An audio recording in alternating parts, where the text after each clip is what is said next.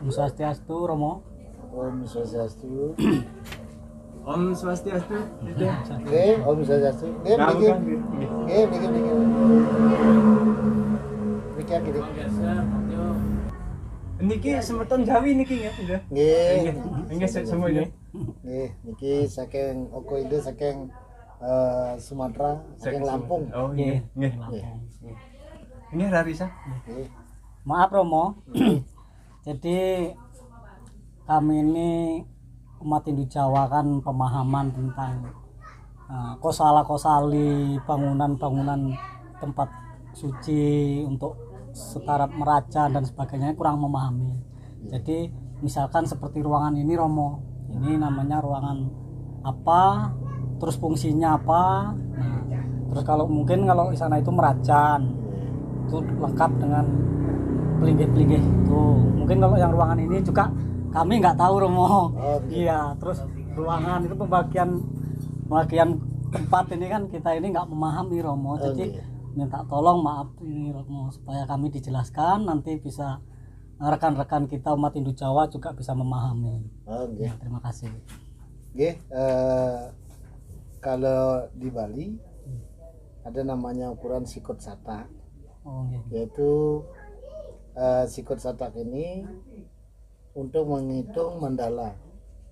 Ya, ada yang namanya utama mandala, itu biasanya untuk pelinggih, untuk sanggah merajan. Kemudian madya mandala itu untuk pewongan atau perumahan. Kalau nista mandala itu biasanya untuk tebel atau pekarangan. Ya, pekarangan jabo yang untuk memelihara babi, sapi begitu. Ternak. Ternak. Iya. Nah, kalau ini disebut, yang ini nih disebut dengan gedong suci atau balai daja yang letaknya di utara.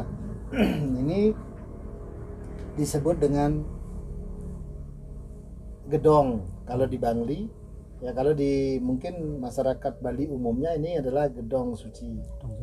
Jadi di sini ruangannya sangat disucikan karena terdapat 3 ruangan biasanya. Ya. Ruangan di tengah untuk pemujaan para leluhur bisa, untuk pemujaan misalnya gaman juga bisa. Kalau kita punya gamannya, atau pengobatan bisa, ataupun rontal ditaruh di sini, disimpan di sini ya. Nah, biasanya yang di kanan ini adalah pusaka keris gitu isinya, ya. Kalau yang di kiri ya itu adalah beras gitu isinya.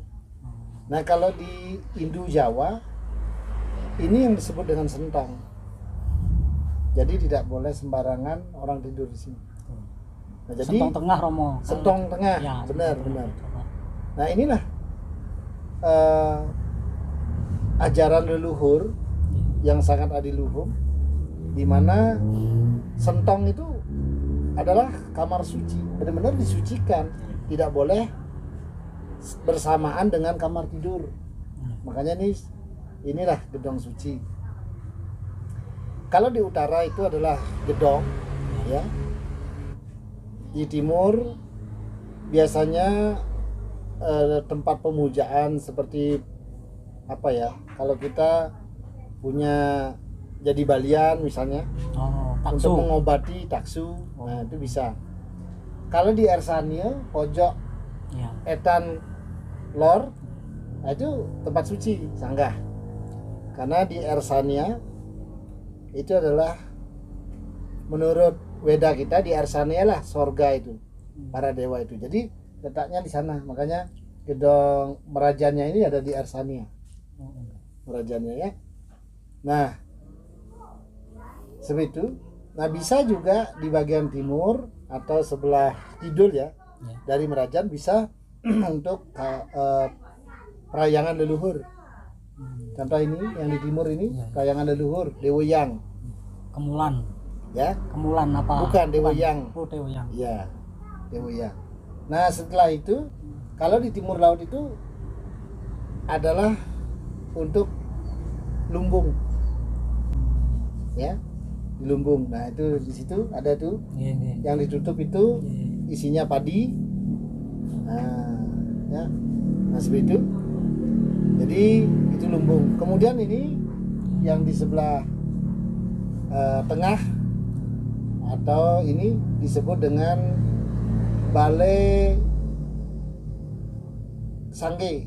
Nah, tempat kita mengadakan upacara 3 bulanan, otonan, untuk acara metata, bahkan pewiwahan bisa juga di sana.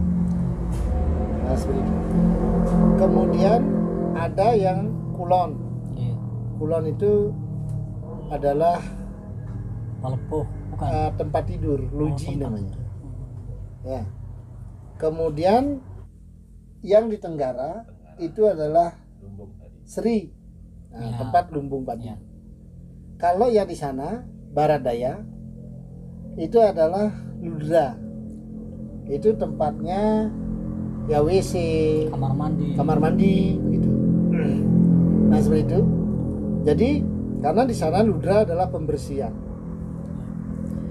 Kalau dapur, nah di sebelah selatan, karena Brahma di sana gitu, ya.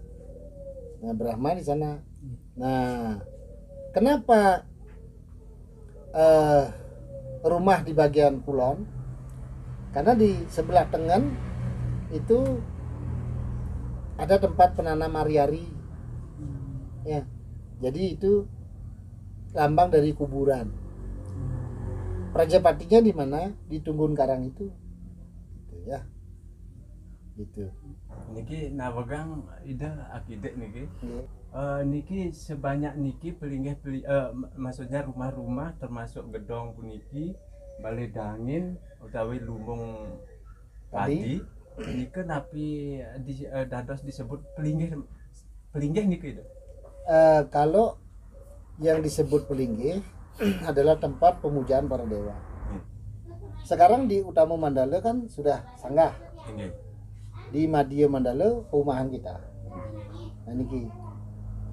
Yang di Utama Mandala perayangan, di Madya Mandala pewongan, di Nista Mandala pelemahan.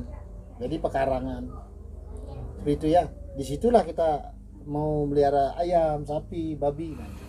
Nah ini nak, kita lihat pelinggih yang ada di sanggah atau perumahan Bali. Ya. Nah ini pelinggih ini adalah pengapit lawang, ya. Fungsinya ya di sebelah kanan bisa disebut Sangyang Dwarapala, ya, pelindung dan penjaga di sana yang biasa, atau sebagai Sangyang Mahakala dan sebagai Sangyang Ganapati dan Sangyang Mahakala. Ya, putra Siwa dia. Ayo,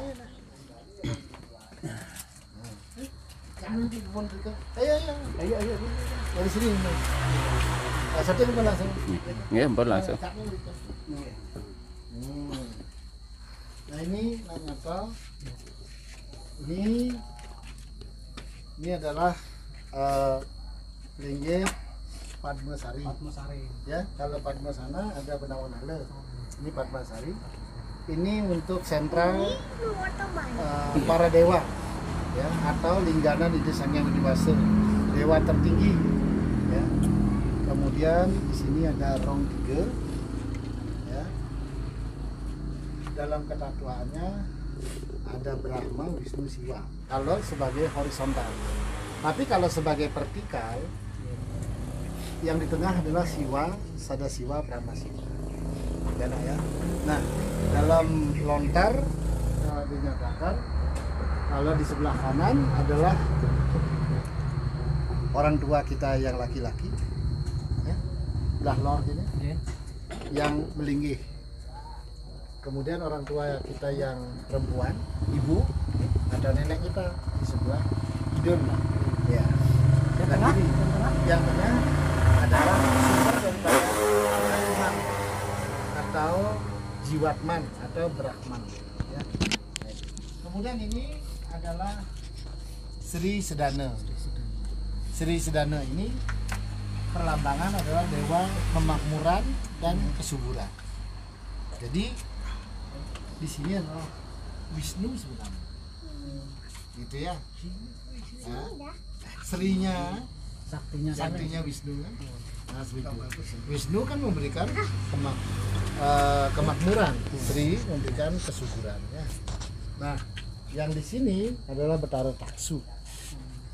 Betara Taksu ini adalah Brahma sebenarnya, bukan Brahma sebagai pencipta penciptaan, tapi beliau sebagai Brahma Pasupati yang menciptakan kepintaran buat kita. Di sini Betara Taksu, Brahma, saktinya Brahma siapa? Dewi Saraswati. Saraswati. Nah, disinilah beliau ya. Jadi kita memuja Betara Brahma Pasupati sebagai daya cipta dan Dewi Pengetahuan atau Dewa Pengetahuan. Kalau kita punya gagasan tapi tidak memiliki pengetahuan, ya percuma juga. Kemudian di sini ada piyasan. Ya. Piyasan ini adalah tempat ide Betara kalau pas piodalan.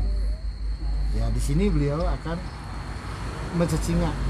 Ini bisa dipakai tempat menghias ide Betara. Kembali nanti bisa dilinggihkan ke masing-masing untuk piodalannya. Di sini juga tempat untuk para pemangku memuja. Ya. Nah, ini ada pelinggih yang satu nih. Ini adalah Yang satu ini Romo. ini adalah Panglurah. Ya. Di sini adalah yang melinggih adalah Anglurah. Jadi para ajudan para dewa.